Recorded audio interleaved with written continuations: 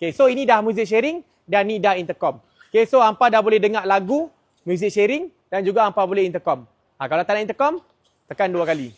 Cara operate untuk intercom F30 dan F30 Plus. Apa beza F30 dan 30 Plus?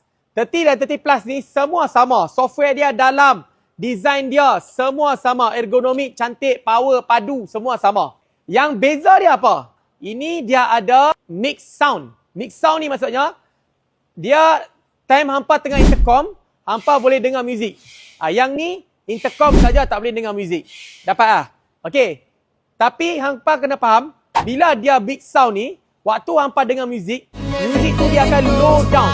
Maksudnya bila hampa tengah intercom, hampa tengah dengar muzik, muzik dia akan low down.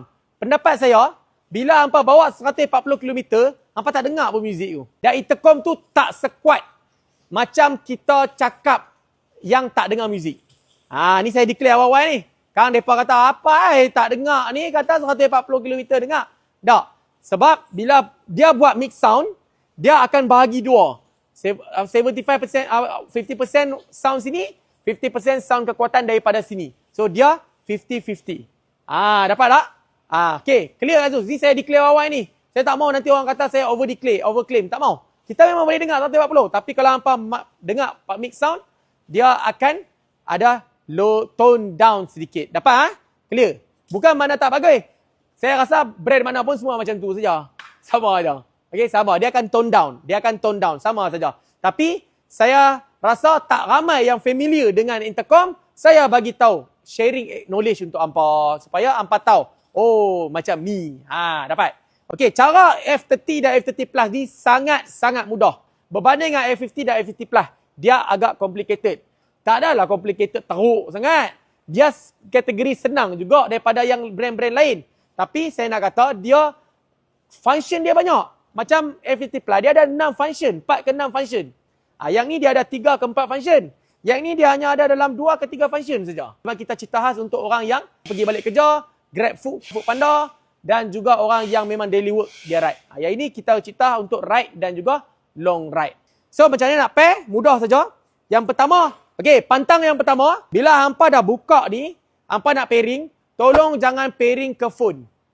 Jangan pairing ke phone dulu. Dia terus pairingkan terus ke sini.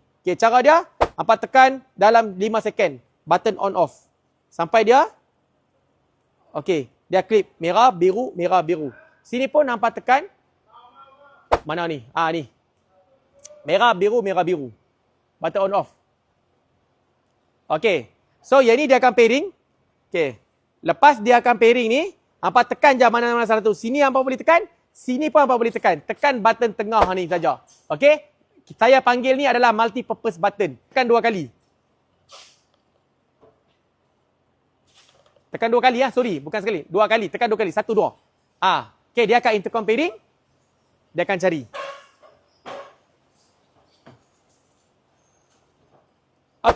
Nampak? Dia dah intercom connector. Dia dah tak ada blipping dah. So yang ni dah masuk dah. Tengok. Saya tengah cakap kat sini. Sini pun dah dengar dah.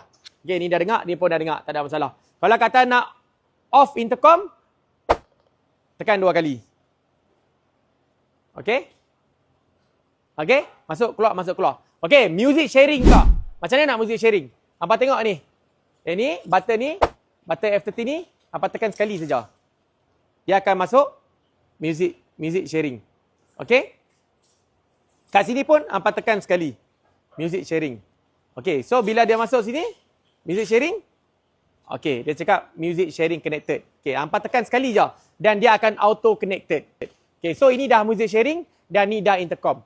So hampa dah boleh dengar lagu, music sharing dan juga hampa boleh intercom. Kalau tak nak intercom, tekan 2 kali. Dia akan off dan tekan sekali lagi, dia akan masuk intercom mode. Itu saja. Kalau nak dengar radio, hampa tekan ni 5 second. 5 second lama dia akan masuk radio. So kalau hampa tengah bawa motor kan, hampa nak pergi volume up, volume down, hampa pusing sini saja dan hampa pusing sini saja. Kalau kata nak next channel of lagu ataupun next FM radio, hampa pusing sekali saja. Pusing sekali macam ni dia akan pergi playback ataupun play forward. Depan ni satu video saya akan buat kenapa saya kata FTG ni dia beza dengan intercom yang lain. bawah RM400. Dia ada perbezaan dia. Di mana kita boleh dengar sehingga 140 km per hour. Besok, saya akan tunjukkan kita punya test. Dia macam, kalau motor tu hampa nak dyno kan, nak HP kan. Saya akan tunjukkan dia punya kekuatan dia. Dan mengikut dia punya sains ataupun mengikut dia punya trial. R&D lah senang kata. Saya akan tunjukkan dia punya result. So, esok saya tunjukkan macam mana kita sampaikan ke 120 dB. Okey? Dapat? Itu saja. Terima. Bye-bye.